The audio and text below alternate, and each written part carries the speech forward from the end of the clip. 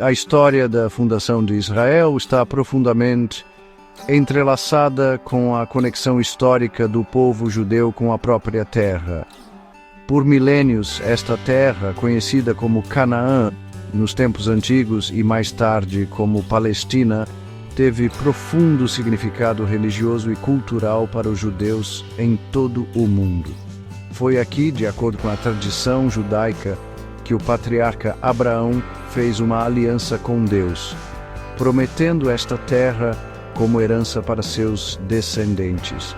Esta terra testemunhou o surgimento dos reinos de Israel e Judá, a construção do templo do rei Salomão em Jerusalém e o florescimento da vida religiosa e cultural judaica.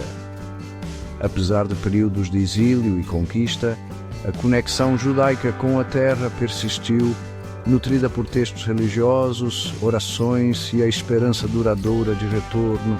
Ao longo de séculos de dispersão, a terra de Israel permaneceu um elemento central na consciência judaica. Era um local de peregrinação, uma fonte de anseio e um símbolo de identidade tanto espiritual quanto nacional. Essa conexão profunda alimentaria o movimento sionista e abriria caminho para o estabelecimento de um Estado judeu no século XX. No entanto, é crucial reconhecer que esta terra não estava vazia. Durante séculos, também foi lar de uma população árabe significativa, principalmente muçulmana, mas também cristã, que havia desenvolvido suas próprias raízes profundas e apegos à terra. Sua presença e sua narrativa se tornariam inextricavelmente entrelaçadas com a história da fundação de Israel, levando a um conflito complexo e frequentemente trágico que continua até hoje. Com o amanhecer do século XIX, um novo movimento começou a tomar forma dentro do mundo judaico, o sionismo, impulsionado por uma mistura potente de fatores, incluindo o crescente antissemitismo na Europa, a busca pela autodeterminação nacional e o antigo anseio por um retorno a Sião. Este movimento buscava estabelecer um Estado judeu na Palestina. Theodor Herzl, um jornalista judeu radicado em Viena, é amplamente considerado o pai do sionismo moderno. Profundamente afetado pelo antissemitismo desenfreado que testemunhou particularmente o caso Dreyfus na França, Herzl publicou sua obra seminal, O Estado Judeu, em 1896. Nela, ele argumentou que a única solução para a questão judaica era a criação de um Estado judeu, um refúgio da perseguição e um lugar onde os judeus poderiam determinar seu próprio destino. A visão de Herzl ressoou profundamente com muitos judeus, particularmente na Europa Oriental, onde os pogroms antissemitas eram uma ameaça constante. Organizações sionistas começaram a surgir, promovendo a imigração judaica para a Palestina, conhecida como Aliyah, comprando terras e estabelecendo assentamentos agrícolas. Esses primeiros pioneiros enfrentaram imensos desafios, desde condições de vida difíceis até a resistência das autoridades otomanas, que então governavam a Palestina.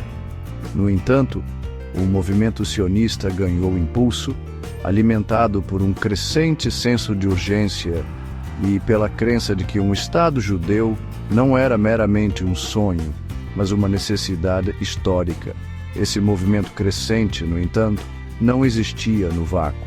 A terra a qual aspiravam já era habitada, um fato que teria profundas consequências à medida que o projeto sionista se desenrolasse. A eclosão da Primeira Guerra Mundial em 1914 remodelou drasticamente a paisagem geopolítica do Oriente Médio, incluindo o destino da Palestina. Como o Império Otomano, que governou a Palestina por séculos, ficou do lado das potências centrais, a Grã-Bretanha viu uma oportunidade de promover seus próprios interesses na região. Em meio a esse conflito global, surgiu um documento crucial que teria repercussões duradouras, a Declaração Balfour. emitida em 1917 pelo governo britânico, expressava apoio ao estabelecimento na Palestina de um lar nacional para o povo judeu.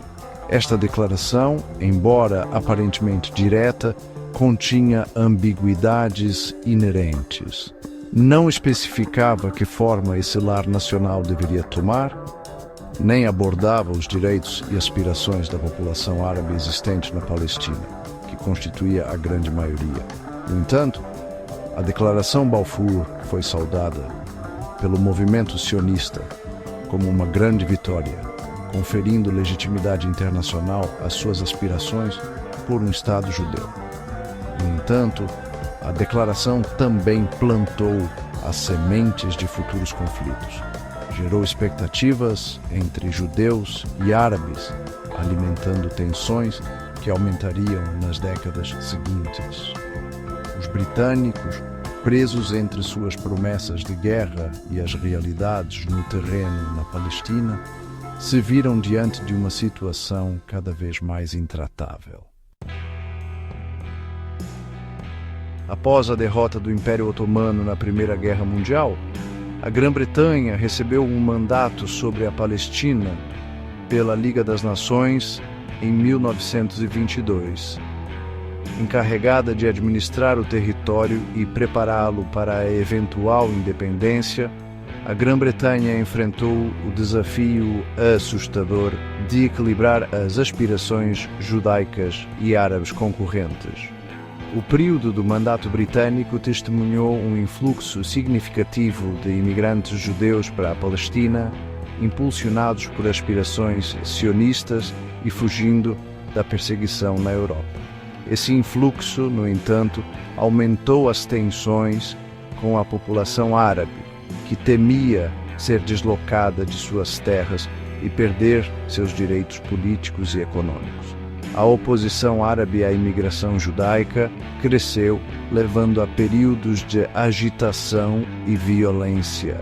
A administração britânica lutou para manter a ordem, muitas vezes recorrendo a medidas repressivas que alienaram ambas as comunidades. A situação tornou-se cada vez mais volátil, sem que nenhum dos lados sentisse que suas preocupações estavam sendo adequadamente abordadas.